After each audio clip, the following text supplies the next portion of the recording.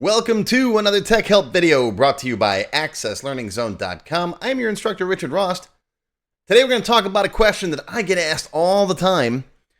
People say, hey, I got this form, I got some calculated values on the form, like an order total, but that value is not being saved in my table anywhere. How can I do stuff with it? Well, we're going to talk about that in today's video. Today's question comes from Eric in Burbank, California, one of my Platinum members. Eric says, I'm working on reports for my order entry system and I noticed the order total isn't saved in the OrderT table. How can I save it there so I can use it in my reports and other queries? Well, that's a very good question, Eric, and the short answer is you don't have to. Most of calculated fields are best left calculated for a reason. There's lots of reasons why. We'll talk about some of them in a few minutes. But my general rule of thumb is most of the time, I'd say 99% of the time, you're best to leave it as a calculated value because it can change, right? If you change like an order, if you change any of the items on that order or something simple like a discount rate or whatever, then you have to make sure you update that total. And if that total's saved in the order table and you forget to do that recalculation, then your data's wrong. So first, let's take a look at exactly what Eric is talking about, and then I'll show you how you can get those calculated values without having to store that total in the table itself. So first up, a little prerequisite. If you're not familiar with my invoicing video, go watch this first. It's free. It's on my website. It's on my YouTube channel. And I show you how I walk through building the order entry form, the order details down here, and a printable invoice. So go watch this first so you understand what we're working with. All right, so here I am in the Tech Help free template. This is basically the database that we build in the invoicing system. We've got customer form and customers can have orders. Now in here, we have the order information up top, right? And then in here is the order subform with the detail items. Each of these detail items has a quantity and a unit price, right? 2 shield generators at $350. This here is a calculated value. All right, it's calculated in the query, in the order detail queue, which is right there. Okay, and you can see there's extended price over there. This is for each line item. That's a calculated value. If you take a look at how it's derived, it's right there. We did this in the invoicing video, right? Extended price is the quantity times the unit price.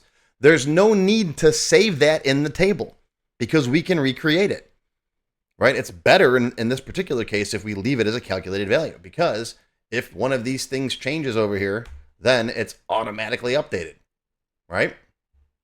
Likewise, down here at the bottom, this order total is also a calculated value, and we do that with a form footer calculation right there. If I open up the properties for that guy, you can see it's right here. It's the sum of the extended price.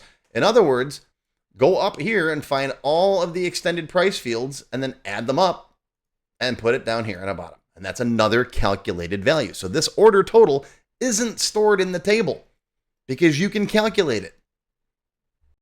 Right? And that's generally better because, again, if you're going to store this in the table, then you've got to be able to intercept anywhere along the line that the user can change that value or any of its dependencies, right? The quantity, the unit price, other forms you might have it on, or, heaven forbid, you're actually letting them modify stuff in tables and queries, which you should never do, right? Your end users should always be able to only work with forms and reports, all right? And likewise, we can get this value into our reports, right? Here's our total right there, and that's a calculated value in that report, right? We come right over here, and we can see where you at. Come here. There it is, right there, right? It's the sum of the extended price. Same thing. Okay, this is just a footer section.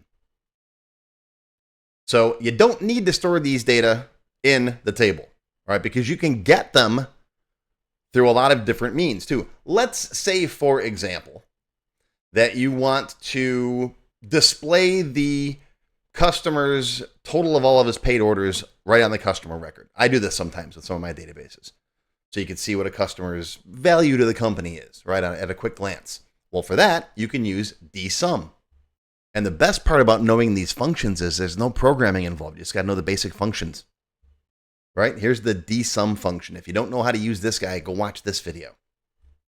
DSum allows you to add up the records in a table or query. All right. Now we've got our order detail query that adds up the line items, right? We also have another query here that we built called the order summary query. And this takes each order, right?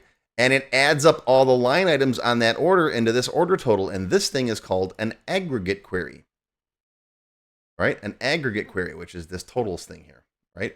I have a whole separate video on this too, right? Aggregate queries. It's basically taking a bunch of records and grouping them together on something like customer ID or even order ID, and then you add up or count or max or min or any of those functions.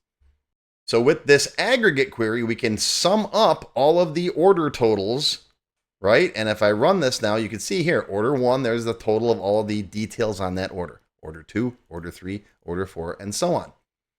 And if I want to get a total for all of the orders for a specific customer, then I just make another aggregate query, or I can use a DSum, like I said before, and just add these up, right? And for my DSum, I like pulling up Notepad once in a while. Sometimes it's easier if you can see this stuff on the screen, right? This would be DSum. We're going to sum up the order total from the order summary queue. And then what's our criteria? Well, it's got to be the customer ID equals whatever the customer ID is on, let's say, the customer form. So we'll do it like this, right? And you also want to check to make sure it's paid. So maybe the first one here will go is paid equals true. And I got to turn off the spell checking. Yeah, we'll turn that off. I don't like that in Notepad. All right, there we go. That's right over here, by the way. The new version of Notepad. It's got a lot of cool features, but I just want it as a plain, simple text editor. I don't like all these fancy features in my Notepad. Okay, so I'm going to look up, I'm going to sum up all of the order totals from this order summary queue where the order's paid and the customer ID equals the customer ID on the customer form. So I'll copy that. I'll close this. Let's come over here. Let's just repurpose this credit limit field. We'll call this sales total, right? And instead of credit limit, what we'll do is we'll call this guy sales total. And we'll put our DSum right in there. Same. Okay. Let me zoom in so you can see it better. There it is. Right? Okay. Now, close it. I like to make these gray so that the user knows that that's not something they can edit, right? Like that, maybe. Close it, open it, and there you go. There's that person's sales total. That's an aggregate of all of their orders that are paid, which I think they only have one. Oh, someone's beaming in. All right, 1220. They have another order, but it's not paid. So that's fine. All right, so that's how you can use an aggregate query and DSum to get that data anywhere you want. Let's say you want to do a query with all of your customers and their order totals. Okay, well, we already have this guy, this order summary. We just got to make another query based on this that groups by the customer ID, right? Let's do that. Create, query design. I'm going to bring in my customer table first. Where's customer T? I'll bring in that order summary queue. All right, a relationship is made. Now, if you only want to see customers that have orders, then leave this join alone like it is. But if you want to see everybody, whether they have orders or not, you can change the join type, make that an outer join. I have a whole separate video on that. We'll just leave it as it is for now. All right, we can close this. Let's say I want to see the customer ID, the first name, the last name, and is paid has to be true. And the order total, I want to sum that up. Let's see what I got so far, though. Okay, that looks good. Let me mark that second order for me paid. Let's go over here and mark that one paid. So I got 2 records showing up. Orders, and we'll go to this one, and I'll mark that paid. Okay. So now if I run this, there. You can see I got 2 orders, one there and one there. Okay? All right, now we're going to aggregate this stuff together. Okay, so go to Query Design, turn on Totals. And now over here, we're going to sum based on this guy, based on the order total. And now when I run it, I just see one entry for me, and it adds them up, right? Customer order total queue. Okay, so the point I'm trying to make here is that you can derive those calculated values any way you want. If you need it in one spot, you can use a DSum function. If you need a list of stuff, you can use an aggregate query. There's no reason to have to store these numbers in the table. Well, I don't want to say no reason because we're going to talk about that in just a minute. And while I'm talking about it, by the way, these are calculated query fields. Okay, this is a calculated query field, which is okay, or a calculated form footer. We do not use the calculated field data type in a table, right? There's a thing in here called calculated field, which, no, that's bad. I got a whole separate video coming out soon on why these are very bad. Do not use these, or lookup wizards, or attachments. There's stuff in here you should, or hyperlinks, or only objects. Well, pretty much everything from here down is bad. Don't use it. It's on my evil list. All right, I got a whole page on evil access stuff, and you'll see all these things here. I'll put a link to this down below, too. A video's coming on this soon, too. Now, with all of that being said, the point I'm trying to drive across is for most databases, especially if you're a beginner, intermediate level access developer, don't worry about storing these values in the table because you can calculate them on the fly pretty much anytime you want. Okay? Now, for the advanced users out there, for the advanced developer students, there may come a time when you might want to store a value like that directly in your table. And here's a list of reasons when you might want to do that. The biggest one is performance optimizations for very large sets of data. If you're talking millions of records, right? Let's say you're doing your year-end reporting. You've got, all the data in a split database stored up on the server. You got to constantly pulling down all these millions of records. It might make sense to store the order totals in the order table because it's going to pull down a whole lot less information. Okay? It's rare, but that's one of the instances where it's a good idea to do that.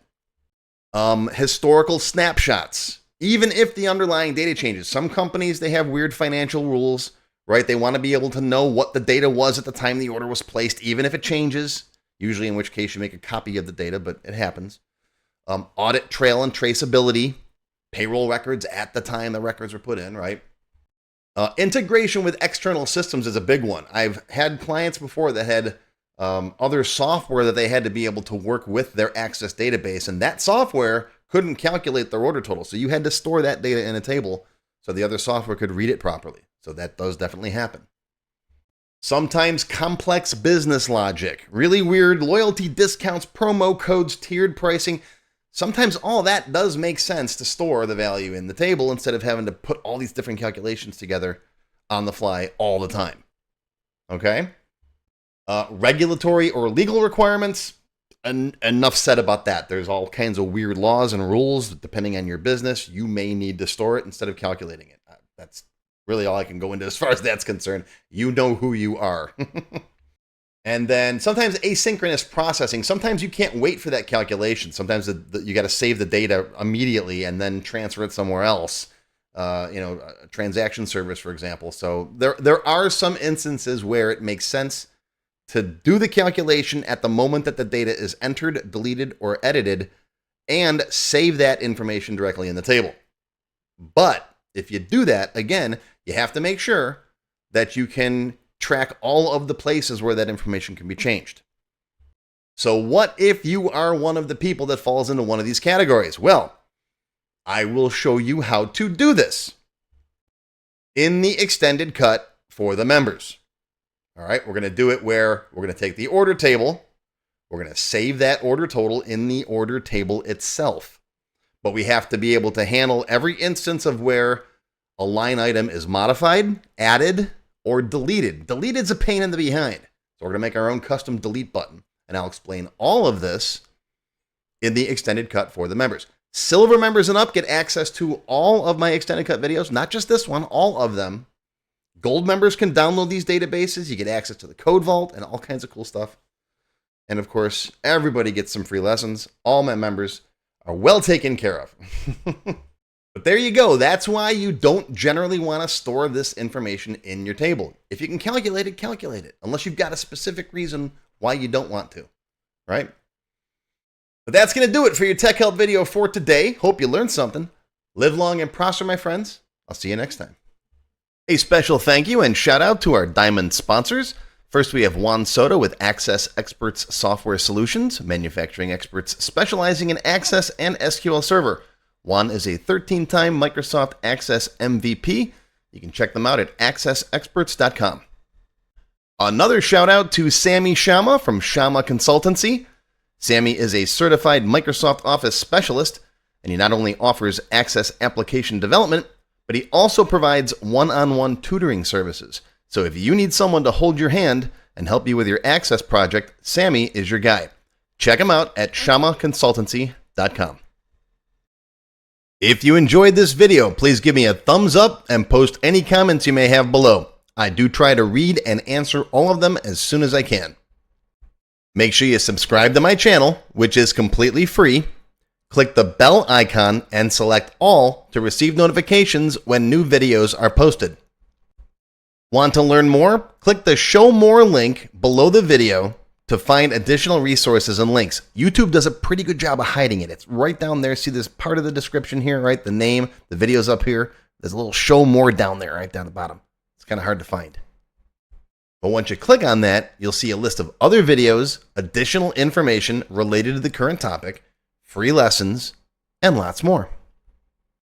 And YouTube no longer sends out email notifications when new videos are posted like they used to do.